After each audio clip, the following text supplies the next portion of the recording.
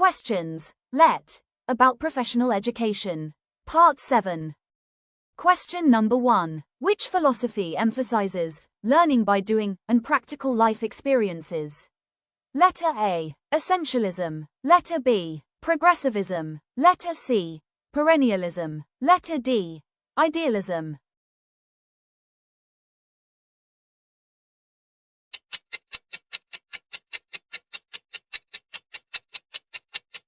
The correct answer is letter B. Progressivism. According to John Dewey, the learning by doing and practical experiences is it emphasizes the experiential learning, critical thinking, and problem solving. Essentialism is about the things that essentials to life. The basic skills, core subjects. Example of it was reading, writing and arithmetic. Progressivism is about child-centered. The example is students will learn best by doing projects and solving real-life problems. Perennialism is about truth and great ideas. It is constant and unchanging, including the great books, Bible, Quran and others. Idealism is based on ideas, the mind, and spiritual values.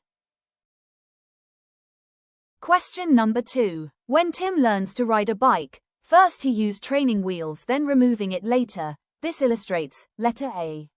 Scaffolding. Letter B. Maturation. Letter C. Retrieval practice. Letter D. Transfer of learning.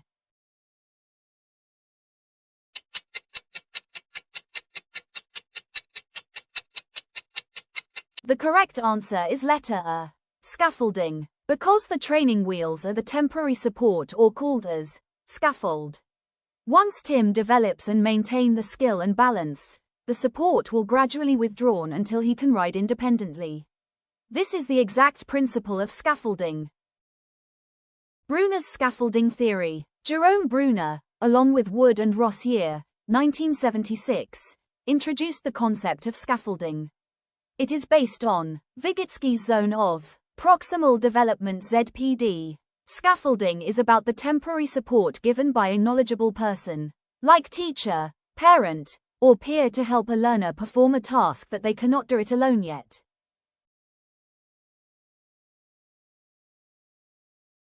Question number 3. Teacher Lara, a grade 2 teacher, provides pictures and real objects to help learners understand the parts of a plant.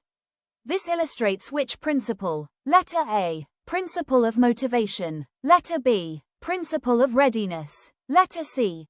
Use of teaching aids. Letter D. Principle of concreteness.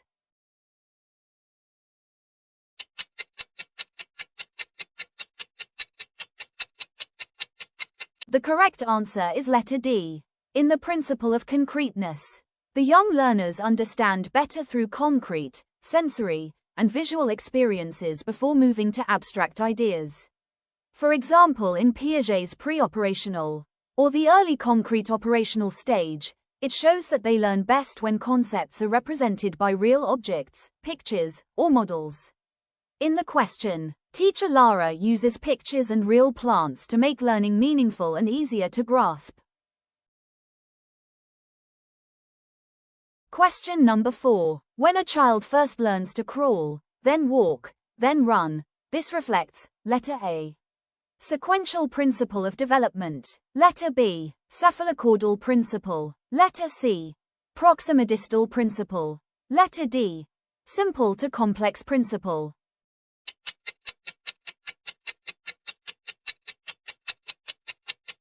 The correct answer is letter A. Sequential principle of development, because child development always follows an orderly sequence, and child started to learn to crawl, then walk and lastly is run. There are two principles of development. First is the cephalocaudal, where development proceeds from head to toe. For example, a baby can lift head, controls trunk, and walks with legs. Second is the proximodistal, where the development proceeds from the center body outward. For example, a baby can controls first his shoulders, second is his arms, third is his hands, and lastly is his fingers. The simple to complex is the development goes from simple movements to complex skills. Question number 5. E-learning combined with classroom instruction is called letter A. Traditional learning. Letter B. Online-only learning. Letter C. Blended learning. Letter D. Project-based learning.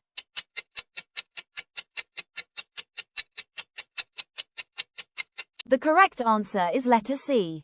Blended learning. It is a mix of face-to-face classroom teaching plus online or e-learning methods. Example is students attend physical classes but can also watch online lectures or submit assignments digitally. The traditional learning is the face-to-face learning. The online-only learning is an internet-based or no classroom setting.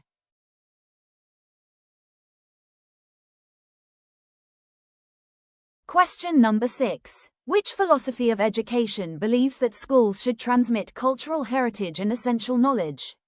Letter A. Progressivism. Letter B. Essentialism. Letter C. Constructivism. Letter D. Existentialism.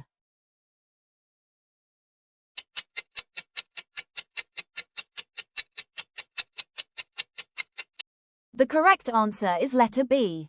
Essentialism. The questions is talking about a cultural heritage refers to the values, practices or beliefs that needs to transmit to ensures that learners acquire the essentials of knowledge and traditions that form the foundation of society.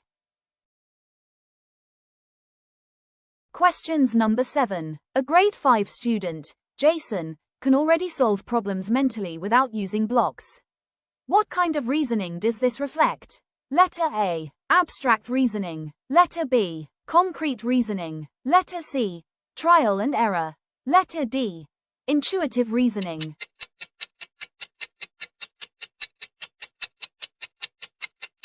The correct answer is letter A.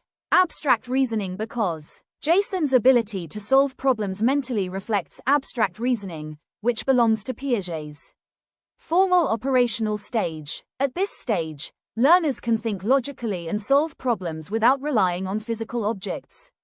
Jason has moved beyond using manipulatives like blocks, showing that he can reason and think abstractly. While the concrete reasoning is about relying on hands-on objects and direct experiences. For example, using a blocks to count or solve a math problem. Question number 8. A teacher motivates students by saying, "If you get a perfect score, you will receive a star." This is letter A. Positive reinforcement. Letter B. Negative reinforcement. Letter C. Positive punishment. Letter D. Extinction.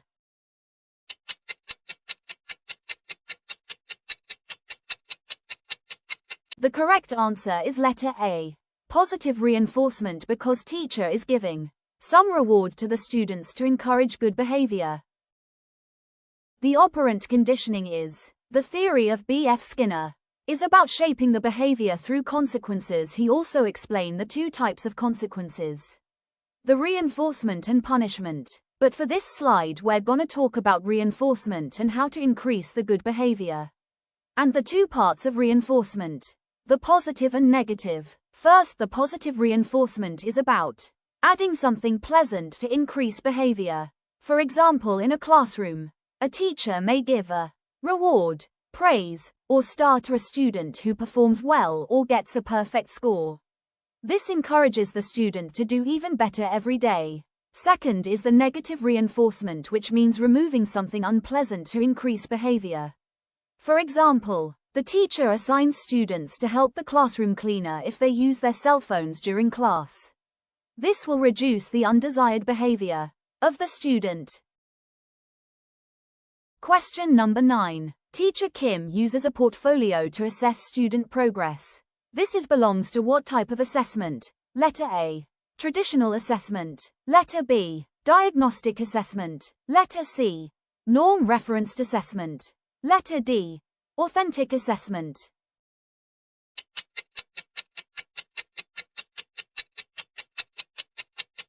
The correct answer is letter D. Authentic assessment because it measures real life skills, performance, and understanding.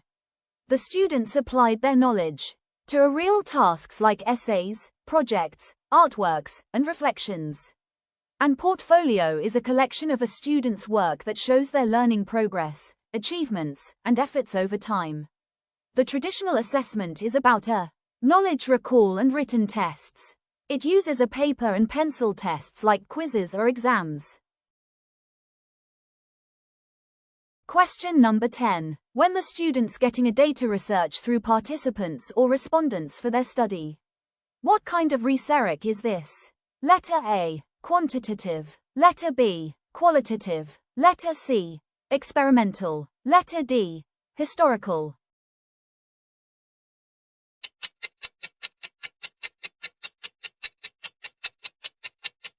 The correct answer is letter B. Qualitative. When students interview participants, they are collecting detailed and descriptive information such as thoughts, feelings, experiences, or opinions. This is non-numerical data. Qualitative research is the data that focuses on understanding human behavior, experiences, and meanings through words, not numbers. The data collected is through interviews and open-ended questionnaires.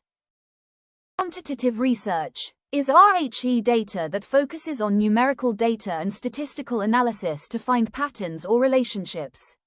Data collected through surveys with fixed choices, standardized tests, and measurable observations. Experimental research is a type of quantitative research where the researcher manipulates one variable to see its effect on another. Example: cause and effect. The historical research. It focuses on studying past events, documents, and records to understand how they affect the present or future. Data collected through historical documents, artifacts, and old records. Thank you for watching.